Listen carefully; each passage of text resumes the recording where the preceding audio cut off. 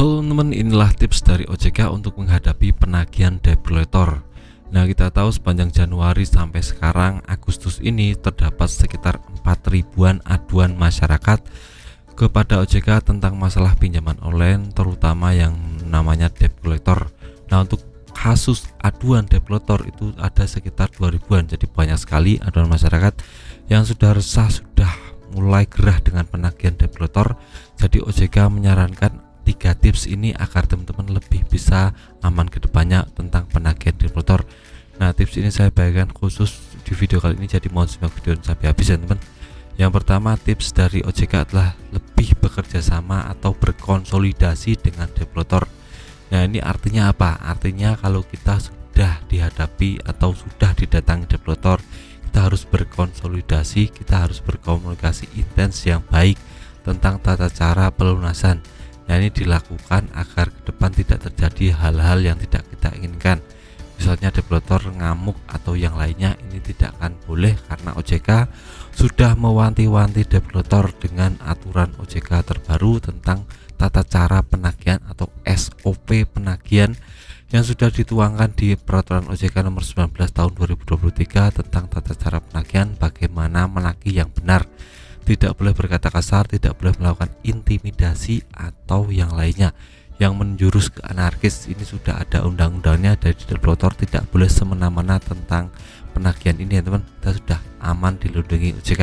Untuk yang kedua, kita disuruh bernegosiasi untuk tata cara pembayaran, apakah bisa bayarnya pokok saja atau tidak. Nah, ini bisa teman-teman lakukan karena banyak sekali orang yang sudah berhasil melakukan ini. Jadi kita cuma bayar pokoknya saja, tidak dengan bunga dan denda.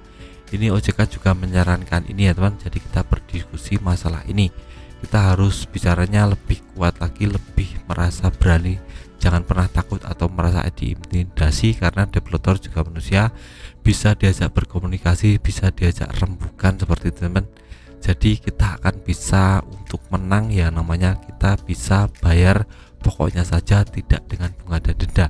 Dan ini dilakukan tidak langsung ya teman, jadi mungkin prosesnya butuh waktu berminggu-minggu untuk melakukan ini.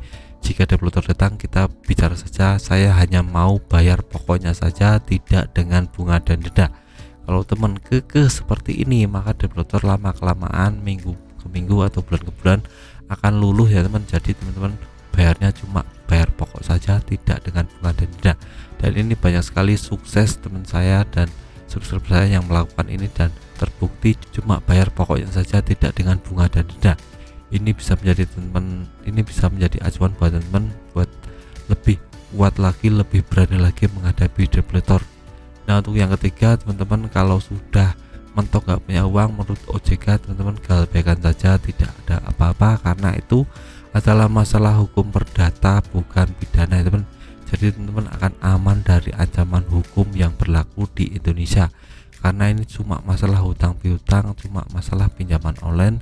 Jadi tidak ada satupun delik hukum yang akan menghadapi teman-teman, karena ini cuma masalah perdata. Jadi umpamanya datang itu cuma kita bayar besok, saya akan bayar kalau ada uang, seperti itu saja kita sudah aman ya teman. Jadi tidak akan ada isu-isu tentang di penjara atau malah kena sita aset, itu tidak akan mungkin ada. Itu masuknya ke ranah yang lain ya teman. Ranah pencucian uang itu mungkin bisa, ranah yang korupsi itu ada pasalnya tersendiri. Jadi tidak menyangkut masalah pinjaman online ini. Jadi kita lebih aman ke depannya. Jadi kalau sudah tidak punya uang, ya sudah diabaikan saja sementara waktu, tidak apa-apa.